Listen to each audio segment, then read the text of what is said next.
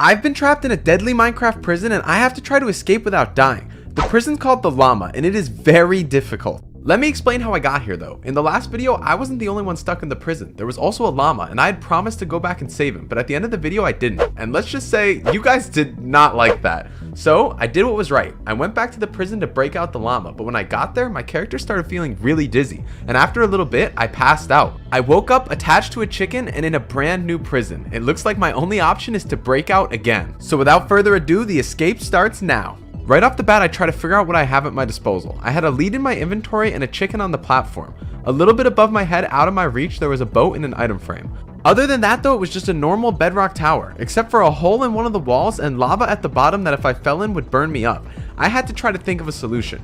I knew I had to get to this door over here, but without blocks, I had no idea how. If I tried to jump, I would definitely die of fall damage. So I started using F5 to look around, but after a while, I had found nothing. I even started looking at the lava, seeing if maybe there was somewhere safe to land I had missed, but there wasn't. I was stuck, and I stayed stuck for 5 minutes until I heard this. Now you might be wondering why this noise changes anything. Well, that noise plays when a chicken lays an egg in the game. And you might be wondering now, why is the egg important? Well, this egg was a game changer. You see, if you throw an egg at an item frame, it actually knocks the item in the item frame out. This gave us access to the boat, and now that I had the boat, I knew exactly what to do. It also happened to spawn a baby chicken, which just made things easier. See, we were gonna ride one of these chickens down to the hole in the wall and then jump off of them. Now you might be wondering how we do this. Well, we knock both of them into the air and then place down the boat. Chickens are an entity, which means in a boat, you won't fall through them. You'll actually land on their head. And that's exactly what happened. I rode one of the chickens down and halfway I jumped off and landed into the little cubby. Then I turned around and sadly had to watch the chickens fall into the lava. But their sacrifice will not go in vain because I promise I'm going to escape this prison. After taking a second to say some final words to the chicken, I turned around and went to the next room. The first thing I saw was the TNT on the wall. Then I saw this tripwire that I set off, but it didn't seem to do anything, so I collected the string and the tripwires. But that's when I heard it. The tripwire that I accidentally set off blew up a bunch of TNT above me, and this started letting lava flow down into the room. I was on a timer. I quickly ran to my left and started checking all these furnaces. At first there was nothing, but I found one that had 3 experience bottles and the rest were empty. I also noticed there was an anvil in the middle. Then I turned my attention to the sand and bamboo and started collecting those. While I was doing that, I saw this netherite doorway that I definitely did not have time to mine through, but was probably the way out of the room. Next I looked at these chairs. I didn't realize at first, but I saw a chunk of the corner was missing after a little bit. I tried to look in there to see if there was anything, but I couldn't tell. That's when I used the trapdoor to make myself shorter. There was a barrel with an arrow. I didn't see anything else and I didn't have a lot of time. I got up and started looking around. The next place I went was the fountain in the corner. I saw that it was missing a block as well, and I swam through it to find a book in the back. I also took the item frame. After I swam out, I took a second to look what the book was. It was a flame enchant. Now I had a pretty good idea what I had to do. I quickly turned my bamboo and sticks and ran to the crafting table. I used my new sticks and the string I got from the tripwires to build a bow. Then I ran to the anvil, but first I took the enchanting bottles to give myself some levels. Then I put the bow in the anvil and quickly tried to give it the flame enchant. Luckily I had enough levels. Then I took the flame enchant bow and an arrow from before and lined up a shot on the TNT. I knew I could not miss. I shot the TNT and waited to see what would happen. My hope was that it would open this door, and after the explosion happened, I heard the pistons move. The door was now open, but I still had more time. I used some of my time to look down there to make sure it was safe, and it was. Then I tried to figure out what I could take. I grabbed this trap door and luckily had enough time to mine it, but I could see the lava getting closer as the room got brighter. I had a little bit of time left and I quickly tried to destroy the crafting table, hoping to make sure that there was nothing behind it I needed. I broke it and saw nothing, and now it was time to go. I didn't have any more time to wait. I jumped down out of this room and headed to the next area. I hope that I didn't miss anything, but at least now I'm safe. Before I start this room though, I have to talk to you about the sponsor of this video. What better sponsor for a video that takes place in the home of the Ender Dragon than Dragon City? For those of you who don't know, Dragon City is a massive mobile app and it's worked with some of the biggest creators like Dream to give them their own personal dragons you can find and play in the game. Who knows, maybe one day there will even be a Seawattgaming going up against the Dream Dragon. The way the game works is you start off with a weak dragon, but eventually through feeding it and training it, you're able to evolve it to a way more powerful dragon. Once you feel like your dragon's powerful enough, you can even take it and PvP your friends or other dragon masters. There's over 1,000 dragons for you to try to find and collect in this game. It's absolutely insane. Wait a second, run that back. Did I see that right? This dragon is literally a cheeseburger.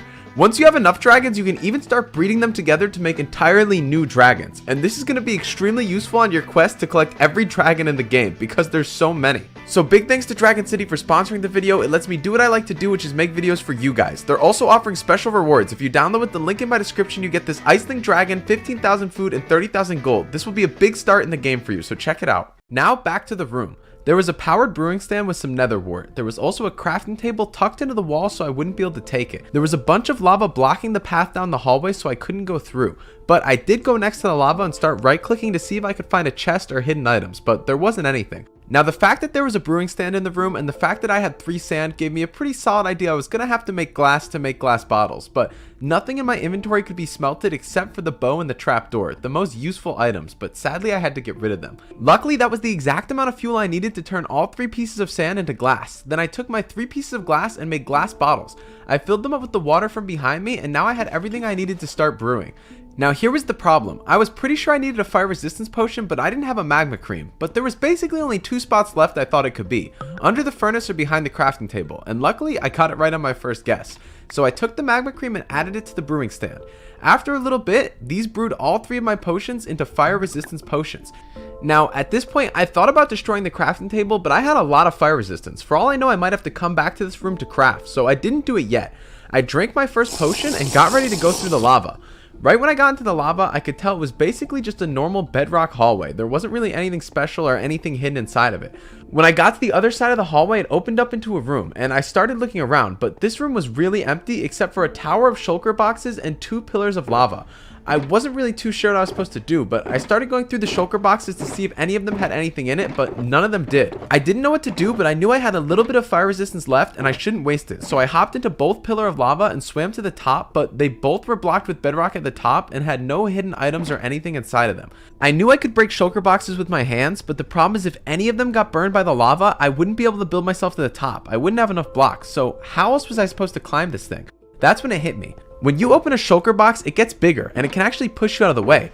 That means if you jump and open it, you can actually stand on the part that extends. And if you do this enough carefully, you can actually start to climb them. It's not even really that difficult. Anyone watching this video could definitely do this right now. Once your mouse is lined up, all you have to do is press jump and then right click really fast and you'll definitely land it. When I got to the top, I realized the shulker box I couldn't reach before actually had a bunch of items in it, and they were some pretty strange items. Once I was at the top, I started making my way down this new hallway I found. At the back, I could see a piece of obsidian and a piece of bedrock. Behind them was a sign that said, "Break this block," and it pointed down towards a piece of bedrock. Now you might be wondering, hang on a second, bedrock can't be destroyed. What does that even mean? Well, it actually can, and we have all the items we need to do it. The first time I saw this was actually in the Dream Minecraft Death Shuffle video. See, Dream had to die to the void, and that sounds impossible in vanilla because you can't break bedrock, but with this really obscure glitch, you actually can. So I started setting it up, and I'm not even going to pretend to be able to explain why this works, but if you set it up just like I did, it does. However, there's one part of the glitch where you need to right click really fast, and there's an easier way to do this. You can switch, instead of using your mouse to right click, just set it to a button. So now instead of me spamming right click on the mouse, I can just hold down the S button and it will be clicking faster than I ever could. So I lined it up exactly how you're supposed to and did it. The piston pointing up is a good sign. It made me think I was successful. When I broke it, I saw the bedrock was now gone. I accidentally placed down the piston because I still had my controls all messed up, so I mined the piston, and before I went deep into the next room, I set my controls back to normal. After I did this, I went to the next room and I was amazed to see that the llama we've been trying to save was right in front of our eyes, but he was dangled over a pit of lava. There was also a lever and a dropper higher up on the wall, as well as a chest with a book inside of it. The book said if you pull this lever, the dropper above will give you the Eye of Ender to fix the portal and escape, but your llama will be dropped in the lava. Now, there was no way I was going to let the llama we were here to save die, but I also didn't want to lose the prison.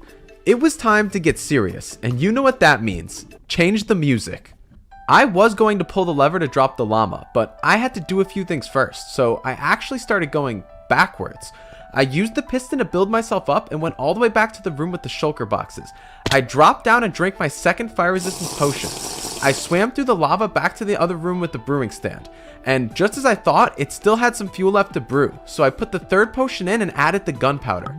When that was done, I had a splash potion of fire resistance. I went back through the lava hallway with my remaining fire resistance and then set a new record for the Shulker Box parkour. I went down the hallway and before I knew it, I was back in the room with the llama. I built myself a little runway with the piston and the chest next to the lever, and then it was time. I flicked the lever and ran as fast as I could to the llama. He started burning, but then I threw the potion just in time and gave us both fire resistance. I didn't know how much resistance the llama got though, so I had to move quick. I ran back and grabbed the Eye of Ender from the dropper and then tried to get to the other side of the lava river before either of us ran out of fire resistance. And luckily, I did it. Me and the llama eventually stopped burning, and I put the final eye in the end portal frame and teleported us back to the overworld. We successfully escaped with Subscribe the Llama. Boys, one final thank you to Dragon City for sponsoring the video. Check out the link in the description if you're interested. They let me keep making videos like this for you guys, so I'm really grateful. See you in the next one.